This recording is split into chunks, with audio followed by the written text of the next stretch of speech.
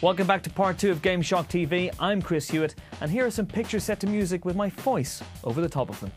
Coming up in part 2, THQ come out fighting with their new UFC, and we duke it out with the rest of this month's releases. One of the most rewarding, engrossing and, let's face it, slightly banal gaming experiences of last year was the almighty Skyrim. Rightly hailed by many people as Game of the Year, it's swiftly overtaken eating and breathing on our list of everyday priorities. Coming in its considerable wake is Kingdoms of Amalur: Reckoning. But how does EA's foray into fantasy compare with Bethesda's masterwork? Kingdoms of Amalur: Reckoning sets up an intriguing mystery as you awake from death, unbound from any kind of destiny, and free to screw up fate's plan for the world at large. It's a powerful device, until you realise that none of what you do really has much of a lasting effect outside of the core narrative. Steal something from a villager, and they'll forgive you by the next time you pop by. Of course, part of the joy of any RPG is seeing just how weird you can make your characters look. While we only managed approximations of Tom Selleck and Sean Connery with Amalur's bog standard options, Skyrim brought greater success from an elven Sean Bean to a rustic Christopher Walken. More cowbell! Visually, Amalur is closer to Fable, Zelda and Diablo. It's a definite remove from the realism of Skyrim, saturated and contrasted to within an inch of its life. With self-contained areas reachable by walled paths, the colourful world feels decidedly two-dimensional and nowhere near as impressive as Skyrim's living, breathing terrain. However, Amalur's world is at least alive with individually voiced inhabitants. It's not free from the hackneyed accents endemic to fantasy worlds, but after the cut-and-paste dialogue from the 5 or so actors hired to populate Skyrim, it's a relief to have distinct characters with, characteristics. Although we did miss every guard post being manned by an Arnie impersonator. Then I took an arrow in the knee. Skills and classes can be reset at any time and are clearly defined into general attributes, combat skills, and abilities. You can easily junk your possessions to bulk sell at the next dealer, and even grinding sections such as alchemy and weapon forging are given a streamlined speed boost. It takes away some of the micromanaging joy of Skyrim, but it's fairer and more accessible. Amalur's greatest strength, however, is his combat. Hitting things in Skyrim is a bit like a drunken fight in a car park. For all the hand-eye coordination you may normally possess, it basically comes down to slinging your arms about and hoping for the best. Amalur, on the other hand, forgets it's an RPG and goes balls out berserk. Fights involve a great deal of improvisation, dexterity and skill, and the sheer speed and number of enemies lead to a more frenetic affair, but one with a surprising amount of depth to it, with an array of control options meaning most of your skills will be ready when you need them, without the need to pause and switch. Even the music toes the line, with a dramatic Spielbergian swell underpinning your actions and some wonderfully atmospheric background noise. As RPGs go, it turns out the two are very different beasts. Compared to Skyrim's naturalistic and laid-back approach, this is a quicker, leaner animal, less immersive as a result, but no less addictive. Time spent in Amalur is time spent actually getting somewhere with things to kill and missions to do, whereas you can happily while away hours just watching the weather change in Skyrim. Reckoning is unapologetic about its gaming intentions, and rightfully so. The Elder Scrolls may lord it over Amalur as an overall experience, but in terms of core mechanics, Reckoning most definitely rules.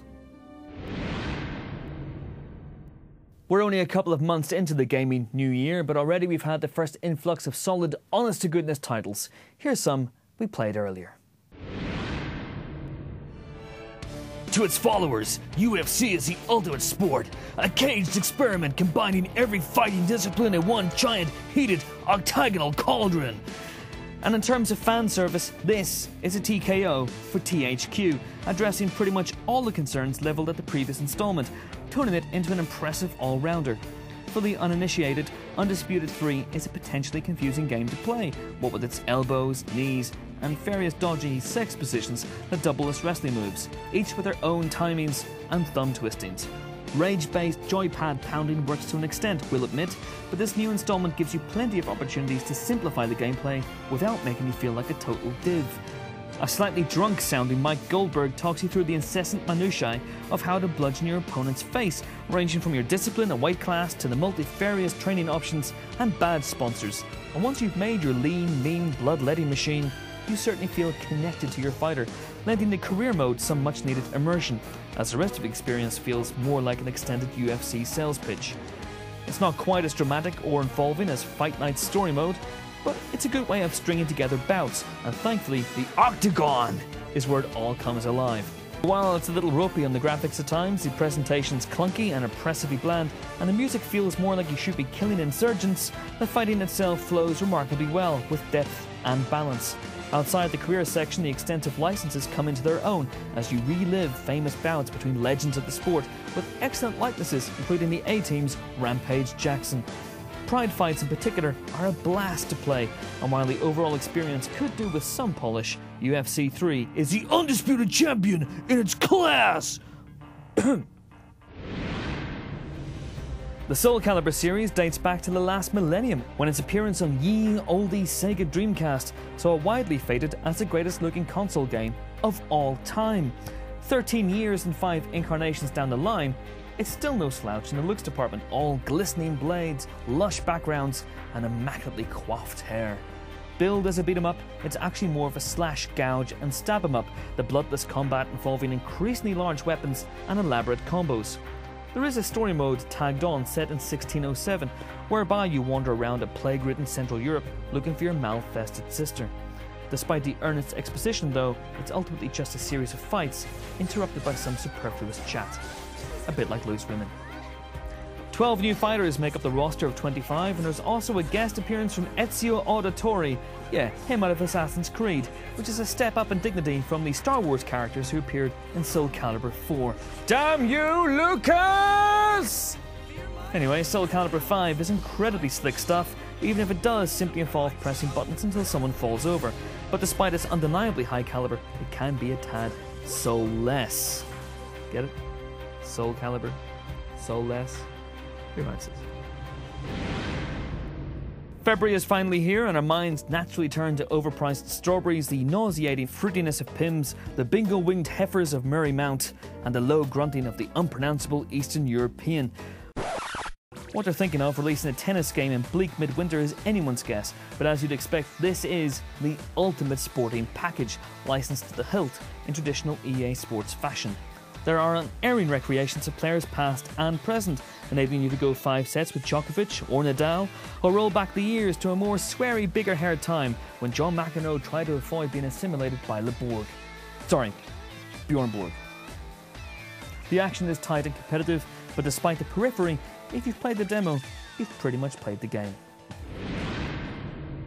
Warner Brothers appear intent on milking the Batman franchise for all it's worth, and who can blame them, with this downloadable multiplayer affair pitting a team of bats against a team of jokers, spelt with a Z, so immediately marked down for that.